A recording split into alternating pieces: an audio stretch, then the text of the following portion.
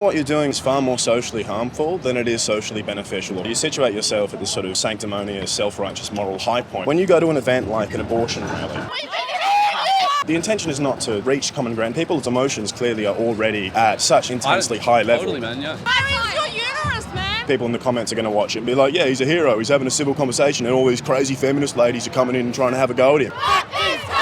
All right, ladies and gentlemen, welcome back to another episode of Common Ground Conversations. Today, we have a special one for you. We initially hit the streets of Melbourne to ask the question, which is worse, far left or far right? And spoiler alert, they're both horrible.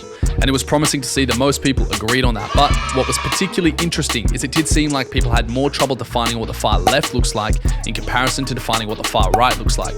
And if we know that both extremes are, to put it lightly, unproductive and in need of reining in, then my sense is we ought to practice drawing the line that delineates the reasonable from the extreme on both sides of the political spectrum.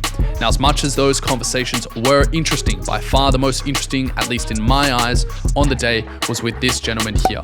He was very articulate and waited patiently for about 20 minutes to speak with us. It turns out he wasn't actually interested in the question. He instead wanted to share his thoughts on the CGC project as a whole and our stated aim to find common ground. So we thought this would be a great opportunity for us to showcase some of the reasonable issues that people have with what we're doing, as well as clarify exactly what we're trying to accomplish and why we go about doing things the way that we do. As you can probably tell from the preview clip, this gentleman is not a fan of our work and he questions our motives. He questions whether we actually want to find common ground. And fair enough, I understand why. So before we jump into the full conversation, let me clarify this. Here is the mission. We want to ask the important but controversial questions, then try to find common ground. But, and this is important, we are not afraid to ruffle feathers in the process if necessary. If you are an unthinking ideologue who's overly attached to your beliefs without good reason, whether you are on the left, on the right, in the center, up, down, I do not care.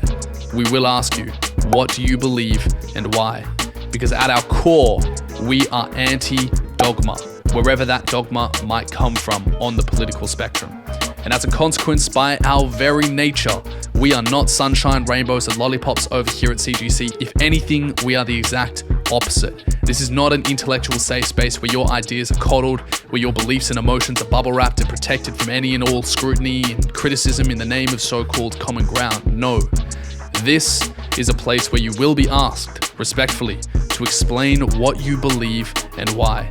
And if you take offense to that, we make no apologies. That is a you problem. Further, a good point that this gentleman makes at one point in the convo is, why don't we just have conversations with people who aren't emotionally heightened, unlike the ones we tend to find at rallies and protests? And fair enough, but here's how we see it.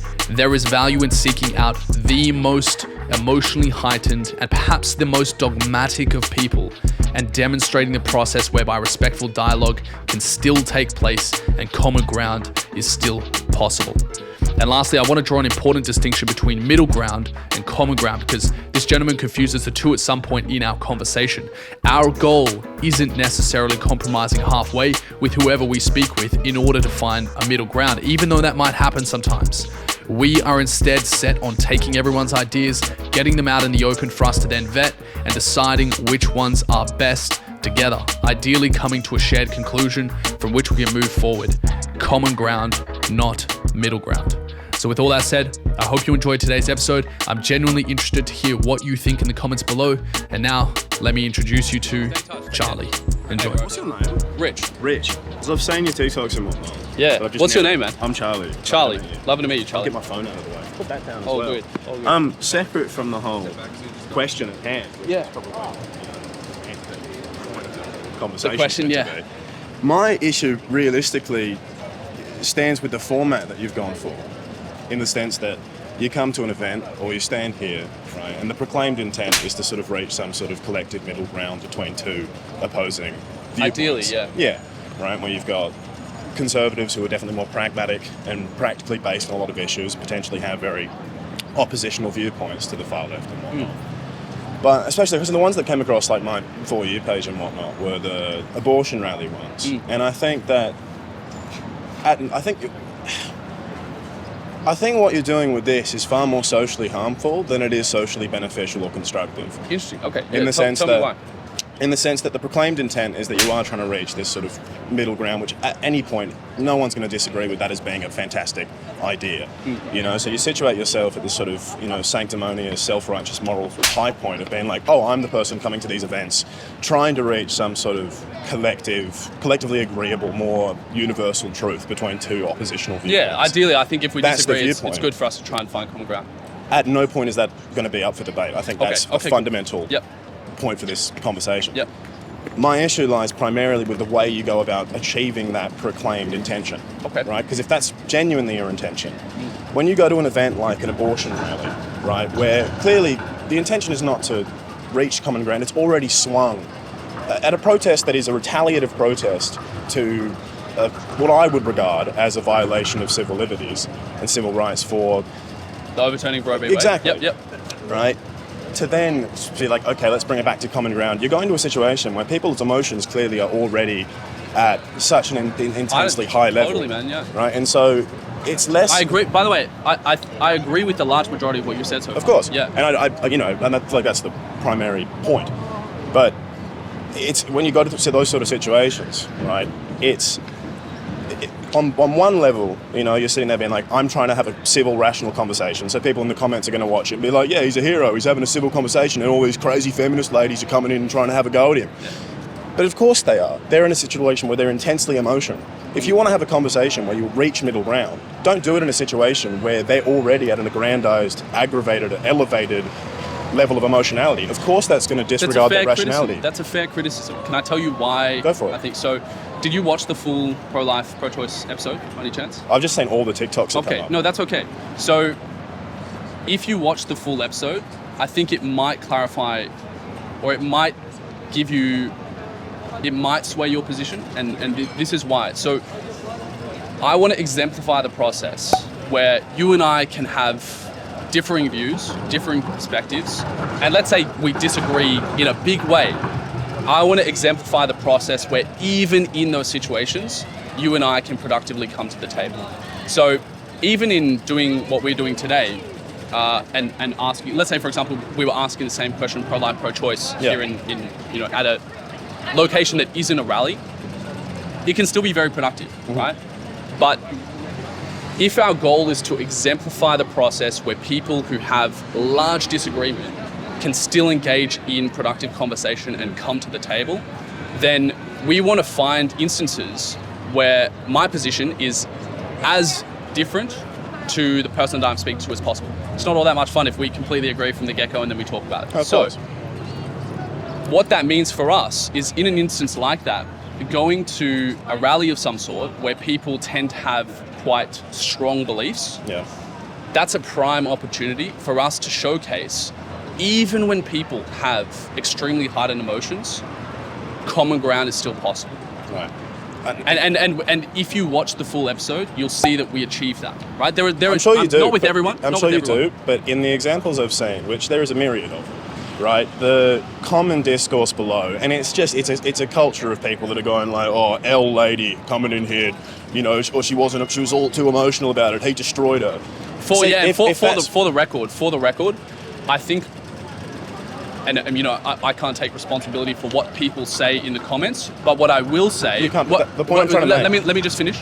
What I will say is that framing it as a win or a loss, someone winning or losing, is looking at it from the wrong perspective. Oh, right? Exactly. And again, that's where I think we can find common ground. If you look at the full video, every single conversation that we have, it doesn't finish with me having a sense of I won, you lost, or them. I mean, ideally, the people that I spoke to who were respectful, they didn't leave the conversation feeling like they had won and I had lost. It was a sense of, I've heard your position, I understand you, you've heard my position, and I understand you.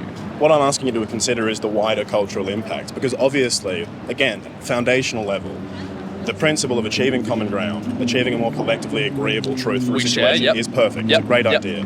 But when you go to a situation like that, right, and the emotions are so high, and you post that sort of content online, it mischaracterizes an opposition viewpoint, right? Where it's not about, you know, you guys coming in with, you know, you're trying to cultivate healthy dialogue. Because that's what I'm saying. It situates you as this sort of, you know, moral standard of coming in of like, I'm super rational. Of course you're going to be rational. It's not an issue that tangibly affects you.